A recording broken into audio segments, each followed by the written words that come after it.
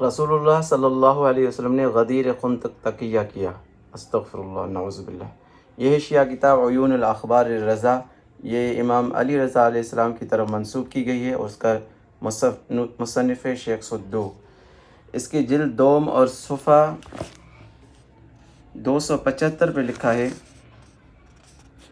سہل بن قاسم نوشتجانی نے بیان کیا ہے کہ ایک شخص نے امام علی رضا علیہ السلام سے کہا کہ عروہ بن زبیر سے یہ روایت کی جاتی ہے کہ پیغمبر اکرم وفات تک حالت تقیہ میں رہے۔ یہ سن کر امام علیہ السلام نے فرمایا، جب اللہ تعالیٰ نے یہ آیت نازل فرمائی، یا ایھا الرسول بلغ ما انزل الیک، ٹھیک ہے، یہ اس آیت کا ترجمہ ہے۔ اس تحت فرماتے ہیں کہ اس آیت میں اللہ تعالیٰ نے ضمانت دی اور رسول اکرم صلی اللہ علیہ وسلم نے ہر قسم کا تقیہ ختم کر دیا اور اللہ تعالیٰ کا فرمان کھول کر بیان کیا۔